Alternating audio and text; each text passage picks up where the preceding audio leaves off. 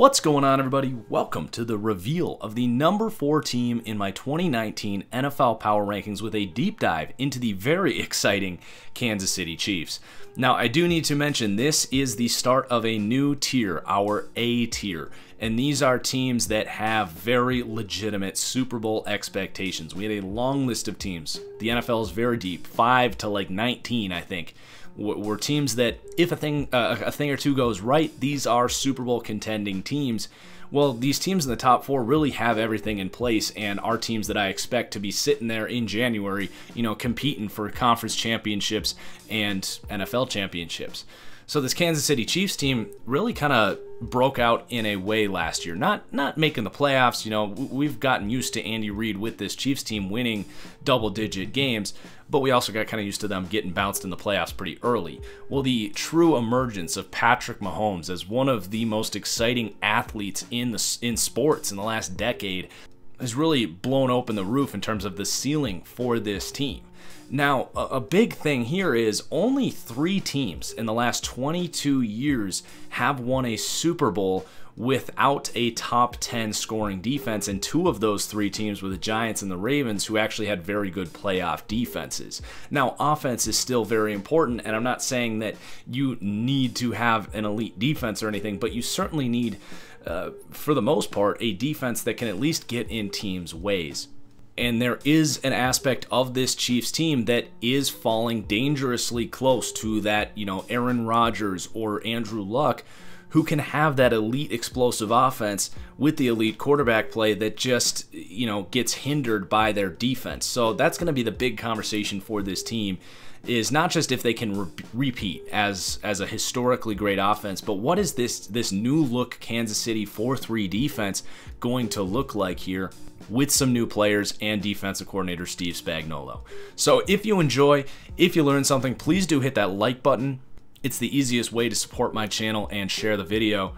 Also, make sure you subscribe, turn on notifications so you don't miss the rest of these reveals as we go. If you want another way to support the channel, if you're shopping for tickets, head over to SeatGeek and use promo code ThatFranchiseGuy. You're going to get the best prices there anyway, so you might as well use that promo code and save $20 on your first purchase. If you're new to the series, what we do here is we go through the roster position by position. We rank each position, how they stack up against the rest of the league. While we do that, you are going to be looking at my own custom Madden roster. So while it is a video game, these are my own ratings, and it's really just a nice little graphic to use to show how I perceive each player. After that, we're going to go through the schedule. We'll go game by game, talk about this team's Vegas over-under, and my win total expectations for this team. Beyond that, we'll talk about playoff odds, division odds, Super Bowl odds, and all that good stuff. So make sure you stick around till the end of the video so you do not miss any of that stuff. So let's get into the roster here. We're going to start with the offense, with the quarterback here. Going to surprise some people, I think, that have been following me for the last 4 or 5 months and beyond. Patrick Mahomes going to come in with the 2nd overall quarterback ranking, the 2nd best quarterback in the NFL for 2019, in my opinion. I say that's going to surprise some people because I think there is a belief out there that I actually don't like Patrick Mahomes. That could not be any further from the truth. You look back at my opinions on previous MVP candidates who really had everything go right for them, like Patrick Mahomes did last season. Matt Ryan, Cam Newton, I was very critical of those players coming off of those seasons, saying that they would not repeat what they were able to do the year before because I didn't think they had the talent to really get that done again. Well, that's not my narrative with Patrick Mahomes. Patrick Mahomes won the MVP in his first year as a starter. Granted, he was playing here with the most quarterback-friendly situation or system, if you will, with elite playmakers, a good offensive line, and the best play caller, in my opinion, in the NFL. And I think there's a lot of quarterbacks, 15-plus quarterbacks, that frankly would have won the MVP here in Kansas City. And I'm not trying to say that as a slight for Patrick Mahomes. But you guys know that I've had some criticisms of him as a gunslinging young quarterback. I question, he throws a lot of balls just kind of up for grabs into double coverage. His turnover rate was fine last year, but he has a lot of tendencies that could lead to a increase in his turnovers if he doesn't improve in that. Also, just, he did miss some throws.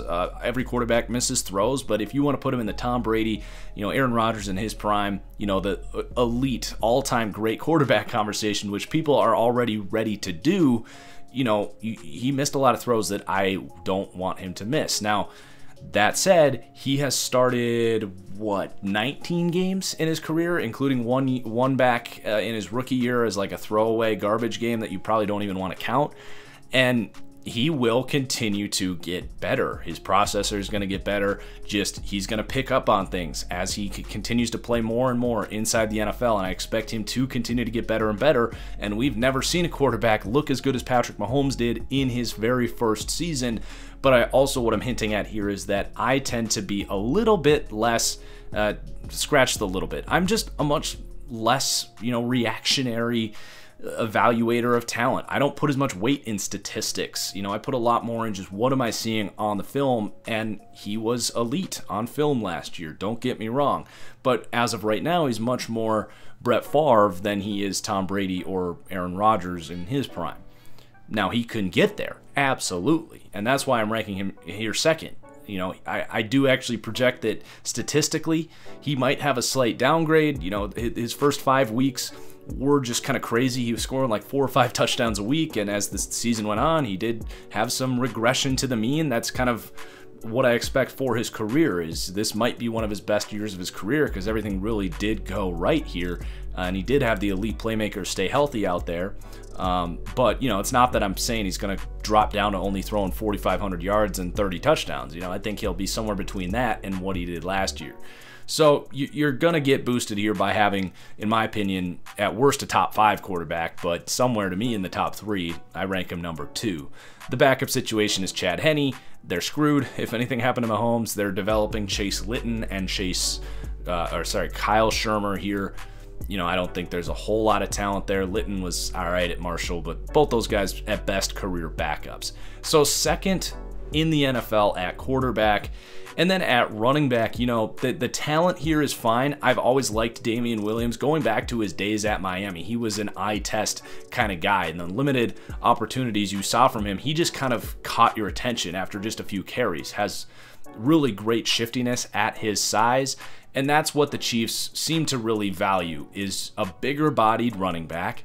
Guys like Kareem Hunt, Carlos Hyde, Damien Williams here, but a guy that also has some shiftiness in space and the ability to catch the ball. And they are almost always like over 220 pounds. Kareem Hunt was a little shorter. I don't know if he hit the 220 mark, but just those really stocky guys that have surprising shiftiness, and that's always been Carlos Hyde as well. Maybe a little more of a power element with Hyde, but he has always been a pretty smooth receiver as well, even if these guys don't have the high-end speed. So they have their 2 kind of running backs that fit their system here. Damian Williams looks like he's going to be the guy. If he can't stay healthy, I think Carlos Hyde would play about the same level. So I do rank them tied for 17th. I think they're pretty set here. I think production-wise, between those 2 guys, you're going to get 85-90% of what they had in Kareem Hunt, just as we saw when Kareem Hunt was kicked off the team last year. An interesting piece here is Darwin Thompson. A 6th-round pick, was one of my sleepers heading into the draft, and how can you not love the landing spot here? We've already talked about how Andy Reid just gets these running backs in space better than anyone in the league.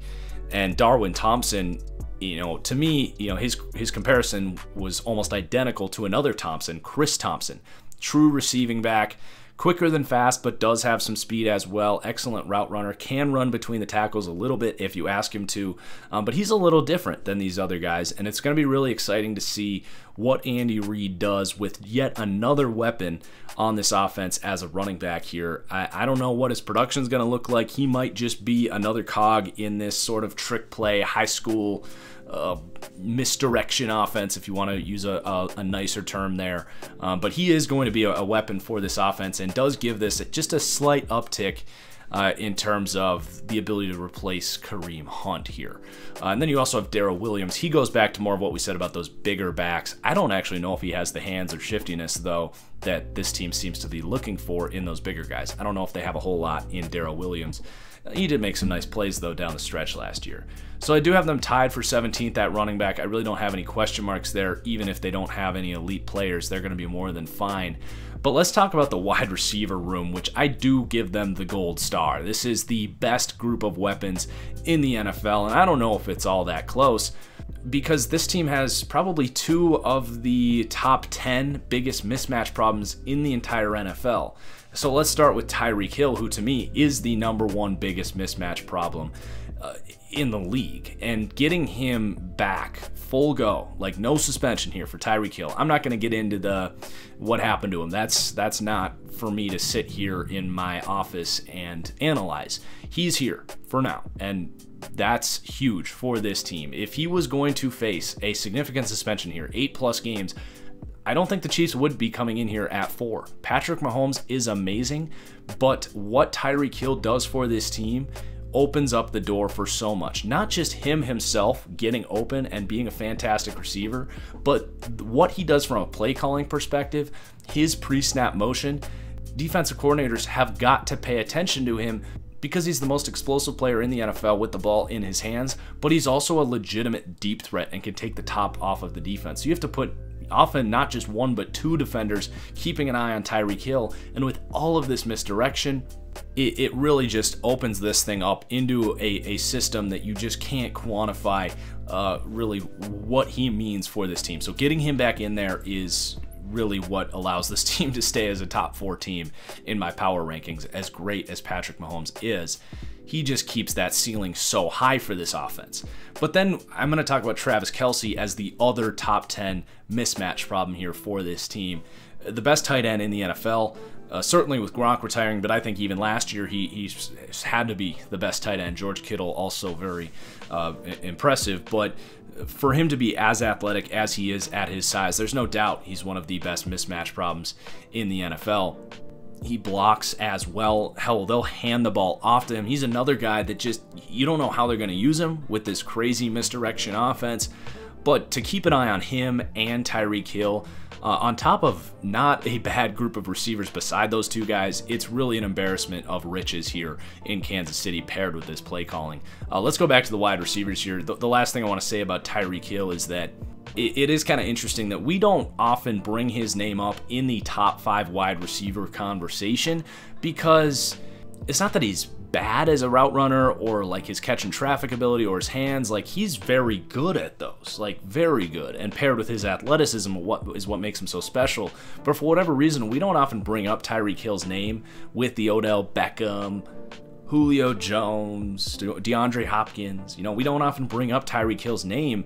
But if any of those teams, outside of maybe DeAndre Hopkins, called the Chiefs and were like, we'll give you that receiver for Tyreke Hill, I think Andy Reid would hang up the phone and just start laughing. Like, his value, I think he is the single most valuable non-quarterback in the entire NFL right now. I guess maybe like Khalil Mack and Aaron Donald, but certainly on the offensive side of the ball, you know, hell, I wouldn't trade Tyreke Hill for DeAndre Hopkins. I just think he opens up the offense more than DeAndre Hopkins does. So I really think that highly of him. I don't know if I would rank him in the top 5. It really just depends on your evaluation of what he is as a player. He just offers more than just being a receiver. But let's continue on here. They have Sammy Watkins here. He kind of is what he is at this point. He's a very good, #1 wide receiver, I guess. Like, he gets hurt all the time. That doesn't help. He's a high-end #2, a low-end #1.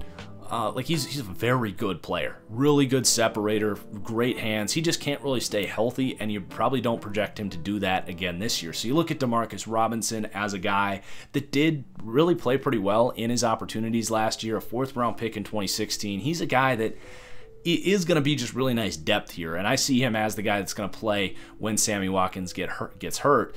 He'll compete here with Mecole Hardman, who they had to draft here as that gadget speed threat, because at the time they didn't know if Tyreke Hill was going to be here, so they could not afford to lose that role in this scheme. I think that alone shows you what Andy Reid thinks about what Tyreke Hill does for this system. But Mecole Hardman now is going to have to really compete here for starting time. Really in the slot is where you look at him. He was a good college player, certainly not like ideal as a impact starting wide receiver. Certainly a gadget player, could be a good kick returner as well. A guy that I do expect to develop. I did have that 2nd or 3rd round evaluation on him, and I thought that was an excellent pick. And down the road, the combination of him and Tyreke Hill with Travis Kelce could be just ridiculous here with Patrick Mahomes. I don't know if you're going to get that impact from him quite as a rookie. Do keep an eye on Byron Pringle and Garrig Dieter as well here as guys that are probably going to compete for roster spots, undrafted guys that I think can play. Byron Pringle specifically, if Mecole Hardman doesn't really impress with his route running in the slot, I think Pringle is a guy that is going to be kind of a sleeper here that could get some slot reps. There is absolutely no tight end depth worth talking about here at all. Blake Bell is a converted quarterback. David Wells can block, but really it is just Travis Kelce. They don't have Demetrius Harris here anymore. So the number one group of playmakers in the NFL at the wide receiver position. So you love what they bring to the table there. And then the offensive line is very good. We keep talking about the three tiers of offensive linemen, the ones that get in your way, prohibit you from doing what you want to do. The teams that don't get in your way just kind of exist, and the first tier of offensive lines that help you do what you want to do. This team comes in between that first tier and the second tier. It's not an elite group, but it's very good. They really do allow this team to do what they want to do, and at times with some of these guys, you know, kind of really scheme fits here as really good athletes and how much they like to get these guys in space. Guys like Cameron Irving, Eric Fisher, even, you know, Schwartz, Duvernay Tardif, like these guys are very good in space, and they really do capitalize on their strengths there. You know, it's not a dominant group. You do have probably the best right tackle in the NFL in Mitchell Schwartz. Eric Fisher just made my list of the most underrated player on this Chiefs team because he was a former #1 overall pick that did not meet those expectations, but he has slowly developed throughout his career and has gotten to the point where he is kind of a rock there at left tackle. Not an elite player, but a very good starting caliber left tackle. At center, they are letting Mitch Morse go. That is going to appear as a loss, but they have really gotten consistent play from that center position. And Austin Reeder is the guy that came in here and stepped in there when Mitch Morse could not play last year. Zach Fulton was another guy that played well at center when Mitch Morse had injury issues back in 2017. So I do expect Austin Reeder to kind of emerge here, almost a breakout player, as a guy that's going to be very good there at center. And then at guard, Cameron Irving's fine. That was a good move to go and get him. They've kind of resurrected his career to get starting caliber play from him. Certainly not a strength, but not a glaring hole. And then Laurent Duvernay-Tardif is the starting right guard. He's a very good player. So really Mitchell Schwartz is your only elite player on this offensive line. Everyone else is just kind of solid. You have some depth here. Andrew Wiley can kind of play guard or tackle at a low-level starting caliber level. They have Nick Allegretti, a 7th-round pick that I really liked out of Illinois. I don't know if he'll be very good as a rookie, but is a guy that I do look at as a developmental piece here, along with Khalil McKenzie, a college defensive lineman that they're trying to get to develop as an offensive lineman. Wouldn't expect much there in his second season. So the offensive line ranks tied for 13th. Certainly not going to get in this team's way, and definitely not be a question mark here for this team. So they do rank as the #1 offense in the NFL. Now this team had pretty much perfect health last year, all things considered, you know, for NFL standards. If they do suffer some injuries, that is going to be where you could see some regression next year. But other than that, I mean, there's really no reason this can't, shouldn't, or won't be the best offense in the NFL. And yet again, a really elite all-time great offense, especially when you factor in a potentially better group of wide receivers and getting a guy like Darwin Thompson here who could be an exciting rookie. So no question marks at all on the offense. I don't think anyone's going to disagree that this offense is going to be special next year. But we mentioned in the intro that only 3 teams in the last 22 seasons have won a Super Bowl without a top 10 scoring defense. It's not that it cannot be done. Peyton Manning, really, in my opinion, is the only quarterback that did it without that top 10 scoring defense. The other two, you know, Joe Flacco, Eli Manning, those defenses may have had rough regular seasons, but were very good playoff defenses. But all that said, I'm not saying, for one, that offense is not more important than defense. I still believe that a good offense, especially in 2019 when the game has sort of changed towards that direction with the new rules and stuff, you know, I certainly still put more weight in the offense, hence why the Chiefs are here at 4 and a team like the Jaguars came in all the way down at like 28. So don't let that skew your narrative here, but I do think it's important to at least get in someone's way. You know, we've seen teams like the Packers, the Colts, the Steelers have insane offenses, but just be limited by the fact that they can't even hold teams under like 35 points. You know what I mean? So this Chiefs defense, to me, has made really good strides and has done a really good job of recognition here. That's all they need. They don't need to turn this into a top 10 defense. They really don't. What they need is a top 20 to 24 defense. And this is something that I've said about all of those teams. The Steelers, the Packers, and the Colts, one thing those teams all had in common, and the Colts have actually proved this point by switching to a 4-3, but those teams all were 3-4, aggressive, zone blitz, you know, high risk, high reward types of defenses. What's the point of that when you have Aaron Rodgers, Big Ben, and Andrew Luck on offense? Like, you don't need to win the game on defense. I do think a 3-4 defense, like we've seen with teams like Chicago and like the great Denver defense, does give you a certain high upside with the flexibility of that scheme.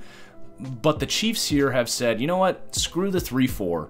We're going to switch to a 4-3, which is a more simplified scheme that's going to allow our players to just play fast, keep everything in front of them.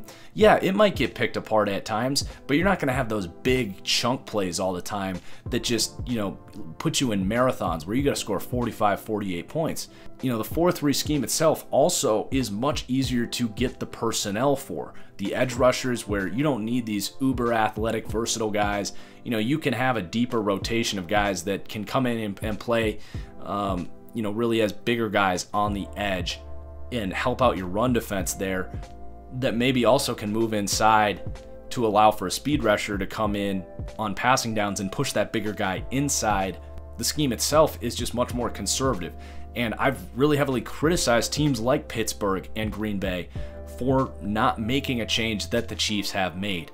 Now, I'm going to get at some criticisms of maybe some of the moves that they've made this offseason as we go through this, but as a whole, I really like that, just that recognition of that kind of league trend that the Colts really showed a lot of success doing, is just simplifying that defense and letting those young players play really smart and fast within that scheme. And we saw a defense in Indianapolis that showed massive improvements just by doing that. And it's a defense like this that doesn't have elite talent across the board. So let's get into the roster and talk about how this thing's all going to play out. So the interior defensive line, now Chiefs fans are probably going to freak out. They rank 30th for run defense. You know, this isn't going to be like the Chargers last year where they can't stop the run at all. I don't necessarily consider it a strength, and a lot of this is I just don't like the linebackers here. Chris Jones is a very good player, but you got Derek Nottie, Xavier Williams, Kalen Saunders, a third-round pick, Joey Ivey. You know, Frank Clark honestly has never been a very good first down run defender for the Seahawks. So it's not a strength in terms of run defense, but we've spent a good chunk of this deep dive series talking about how run defense, as long as you don't get absolutely gashed, and I don't think this Chiefs team is at a massive liability in the run defense, despite them ranking 30th. That's just because there's a lot of good run defenses in the NFL. But, you know, they're going to be fine against the run. It's not a strength, but I don't think it's going to just destroy this team. And I do think the switch to a 4-3 could make them better than this 30th ranking. But let's talk about the pass rush here, because this is really interesting. They are going to come in tied for 11th, which is arguably worse than you could have said about them last year.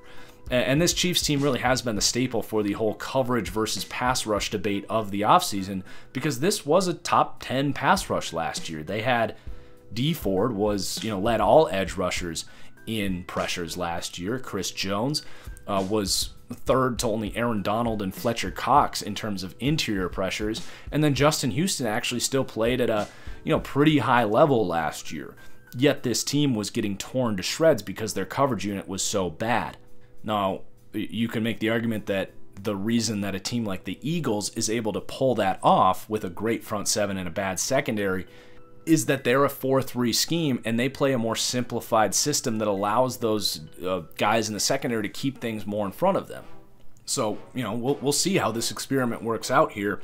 But my criticism comes in here, just I don't love the way they managed their resources in an offseason that was really important. You know, yes, they have the young quarterback on the rookie deal, but this really is their window with these playmakers here right now on offense. You know, Mitchell Schwartz not getting any younger.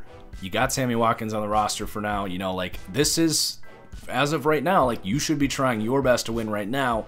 And I just don't love how they handled all these resources. So, start with point A. They had D Ford coming off, being the #1 edge rusher in terms of total pressures. I'm not saying he was the best edge rusher in the NFL or that I would have expected him to repeat that, but obviously a very good player there in D Ford. Very comparable to Frank Clark, even if he maybe is a better fit as a 3-4 outside linebacker. The Niners see him as a 4-3 end as well, so I don't think that's a big thing. But then you also had Justin Houston there. So they just cut Justin Houston to clear up cap space, which is fine. They could have used cap space, but that is a loss. It's not like you're cutting a bad player there in Justin Houston. That's a loss.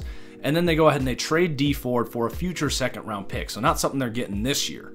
So that's two assets gone that you're not really getting anything this year other than just cap space. And then they trade their first-round pick this year to then go out and pay Frank Clark, who in my opinion is a very comparable player to D Ford, even if he is an upgrade and the best edge rusher of that collection. So not only do you give up your first-round pick, but you're going from 2 to 1 on the edge. Now, Frank Clark's going to be a great player here. He is going to be playing as that 4-3 end that he's comfortable in, and don't mind the Madden position listings here. It's because Madden 19, this team was a 3-4 team, so I put these guys on the team as if they were going to play in that 3-4 scheme, which they still will in Madden. So just don't mind that, please. These guys on the outside linebacker position are DNs. All the DNs are D tackles now. So you do like what you have in Frank Clark. I wanted to criticize kind of their handling of resources here. I don't know if that's how I would have done it, but this is what they're going with. And then they have kind of a rotation here opposite of Frank Clark. So they signed Alex Okafor. It's a good signing. He's a player that hasn't really stayed healthy over his career, but he has played very well for the Saints over the last 2 years, and he is going to be a starting caliber pass rusher opposite of Frank Clark. They also go out and they trade for Emmanuel Ogbah. He's not a very good player. He's a freak athlete. He can kick inside a little bit, play a little 3 technique as an interior rusher here in this scheme. A decent run defender on first down, but certainly not what you had in D Ford or Justin Houston there as your #2 edge. Those two guys to me are going to rotate a lot. And it's obviously, they don't really believe in Breeland Speaks or Tano Passanio, a couple of second-round picks the last couple of years because of how they've attacked the edge rush position this offseason. They also signed Jeremiah Atuachu here for more depth. So hopefully, you could get Speaks or Passanio to emerge.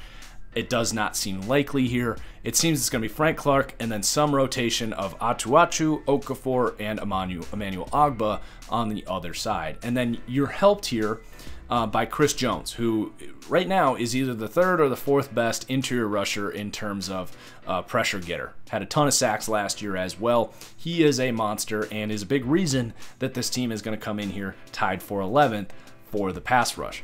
I do see the pass rush as a whole pretty close to what they had last year at the end of the day, but they did spend a lot of resources here. Giving up a first-round pick to go get Frank Clark, I think you could have just given D Ford that contract, kept Justin Houston around here for another year, found another way to create that cap space to go and sign Tyrann Mathieu, and actually had a better-looking front 7 here, at least for this season. The Frank Clark move might set you up a little better down the road, but anyway, let's move on. I don't hate this pass rush by any means. It's just a little criticism I had. The linebacker room here, very bad. Tied for 25th. I will credit them. The trade for Darren Lee, it blew my mind that it's just more evidence that there's 5 to 8 smart front offices in the NFL. And we just criticized what they did with Frank Clark. But on a global scale, the Chiefs tend to be very smart. The move to just switch into a 4-3 defense in general, very smart move. Going to trade up for Patrick Mahomes, smart move. Like, very good front office here. Darren Lee's not some elite player, but was a really good coverage linebacker last year, and that's the biggest importance here at the linebacker position. You can find guys like Anthony Hitchens or Reggie Ragland who are going to be your Preston Brown, Blake Martinez types who are okay run defenders but are kind of liabilities in terms of coverage. They do have Dorian O'Daniel here, who is that undersized kind of, nickel linebacker type of player, 3rd-round pick last year, who should take some steps up here. But they really lacked that 3-down linebacker here that you trust in coverage. Anthony Hitchens was a terrible signing, and that's the kind of guy that I say you probably could have cut him to bring in Tyrann Mathieu instead. But that's a different conversation.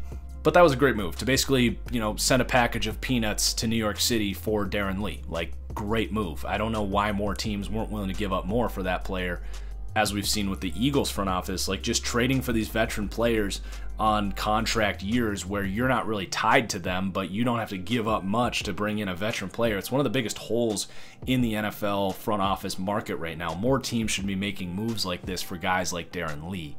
So he is going to be an upgrade from what they had last year. This was one of the worst, bottom three in terms of linebacker play last year. I do project Darren Lee and Dorian O'Daniel to give this team a slight boost to the coverage on the second level of this defense. Having a more simplified scheme here is going to help as well. They could certainly exceed this 25th ranking. There is a certain potential there, but it is a projection with guys like Darren Lee and Dorian O'Daniel. You also have Damian Wilson, Ben Neiman. Those guys have showed that they can kind of play. These guys are all going to rotate now. Reggie Ragland can actually, play a little bit. So it's going to be a pretty big rotation here. But that's the linebacker room. So let's move on to the secondary. This is my biggest concern. Now, I liked the additions at safety with Juan Thornhill, Tyrann Mathieu, but the corner situation here is very bad. So they let their best outside corner go, Steven Nelson, and they're going to bring in Bashaud Breeland, who did actually play pretty well for Green Bay. I think Green Bay screwed up yet again in the secondary, letting him go for essentially nothing, and that was a good signing, but he's not really moving the needle. He's like a depth guy, a third or a fourth corner, not someone I would ideally want starting. Green Bay got him off the street, and he really played all right for the last 5-6 weeks of the season. He's going to be their best outside corner. You've got Charvarius Ward. He showed some nice things last year, but again, a young player that I wouldn't want starting. That's certainly a projection. They've got Tremon Smith. They have Rashad Fenton, a 6th-round pick this year. Mark Fields, a guy that couldn't get on the field at Clemson, a good athlete. The outside cornerback situation is an absolute mess here. And if this team is going to be that defense that is giving up 40 points in the playoffs, it's going to be because of the cornerback room here. Now, in the nickel, you do have Kendall Fuller, who's a very good player and one of the best nickel corners in the entire NFL. But then they draft Juan Thornhill, who's a nickel defender. In my opinion, I don't see him as a very good high safety. He's got a good 40 time, but when he played that at Virginia, it just did not really work out for him. And then Tyrann Mathieu does have some range as a center fielder type, but over his career has been best when he could come in, play nickel corner, box safety, that kind of thing. So you really have 3 guys here. Your 3 best secondary players are best suited as nickelbacks, whether it's as a strong safety or a nickel corner. Personally, I would experiment with Kendall Fuller as an outside corner because that is such a bad position. I know you can't really do this, but that's the position his brother plays, Kyle Fuller. And they're very similar athletes. To me, I don't see any reason Kendall Fuller could not step out in sort of a Casey Hayward-esque fashion, converting there from the nickel to an outside corner. And that would open up the door to play Juan Thornhill for me as a nickel corner, where I thought his best tape was in college. And then Tyrann Mathieu can play that free safety position. Ideally, I would have Tyrann Mathieu in the nickel, but based on how this roster is constructed, I think you can't give up that range at the free safety position because you don't have anyone else on this roster that can offer that. Now, if Armani Watts can emerge, he was a 4th-round pick that I liked last year that did suffer a season-ending injury last year. If he can emerge here, that might allow you some more flexibility to actually play Tyrann Mathieu in the box with Juan Thornhill, and then put Armani Watts out there as a free safety. So, I'm sure there's Chiefs fans that are going to tell me that I need to do my research and that they know exactly where these guys are going to play. I think you're going to hear about where these guys are playing in training camp, but I don't think that they know right now. You got a new defensive coordinator, Steve Spagnuolo, coming in here. They are going to try to get their best matchups out there, and we might see a lot of movement as the season goes on. But it's not a great-looking secondary there. You're really relying on a 2nd-round pick in Juan Thornhill to be a quality cover safety right now, and a bunch of corners that I don't trust at all. Even if you moved Kendall Fuller outside, I don't know if he can handle that at a high level. So They come in 24th in terms of the defensive backs, and that's really as high as I see it going, because I do like Von Thornhill, and I do like Matthew, and I do like Kendall Fuller. But man, I don't like the secondary as a whole at all. So the defense as a whole comes in 27th for me. I do see this as a defense that has potential when we get to the playoffs to do what they did last year and just not being able to hold their end of the bargain. Now, there is a certain upside there if Juan Thornhill can be an excellent second-round pick, if you get that linebacker duo of Dorian O'Daniel and Darren Lee to be an upgrade in the second level in terms of coverage. This could be a good enough defense to win the Super Bowl. But even if this defense is really bad and is the 27th defense and does give up 42 points in the playoffs, the beauty of having an offensive-oriented team is that offense is much more consistent week to week as opposed to defense. Like, just look at the Jags in 2017. They were the best defense in the NFL, and they gave up 42 points in the playoffs. And even if this defense cannot be elite, you do have the type of offense here with everything we talked about to be a good enough offense to still win a Super Bowl scoring 45 points a game. And I don't think that's out of the realm of possibilities. You would just be increasing your likelihood of getting that ring if this defense can just show some nice strides as this 4-3 unit and just hold guys to 34 points or whatever. So let's transition here to the schedule and see what I'm talking about here. So it's a really nice start to this schedule. Your road games are not very hard for the first 8 games of the season. I've got them starting 7-1. They could certainly go into Denver and win that as well. Now, they do have some much harder road games down the stretch. I'm really not afraid of this team beating anyone at home. It's one of the best home field advantages in the entire NFL, and I do have them going 8-0 at home. But on the road at Tennessee, on the road at the Chargers, those are question mark games for me.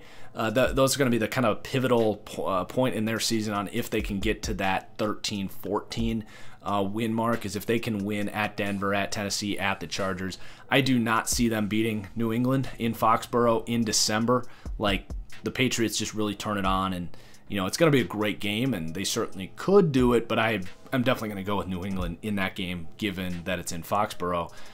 Then Denver at home, that should be a win. At Chicago, Week 16, that's going to be an awesome game.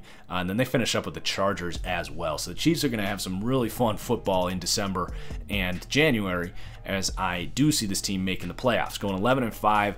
Their over-under is 10 wins. And, given Andy Reid's track record as an amazing regular season head coach, like, he was getting over this consistently with Alex Smith. Now that he has Patrick Mahomes in this offense, like, I have a really hard time, barring injury, seeing this team going under 10 wins. So I do think that is pretty safe, and actually is a pretty good bet at -105. That's actually a pretty good payout for an over. As far as the division goes, they're -160. So even though I have them going 11-5 here, I actually had the Chargers at 12-4. And we'll see, when these deep dives wrap up within the next week, really should be about done with these deep dives. I will be starting to get ready for my official, preseason predictions. They'll come out around week 3 of the preseason, but those are going to be my, my hard predictions. So again, make sure you subscribe so you do not miss those in a few weeks. But back to the conversation, -160 to win the division.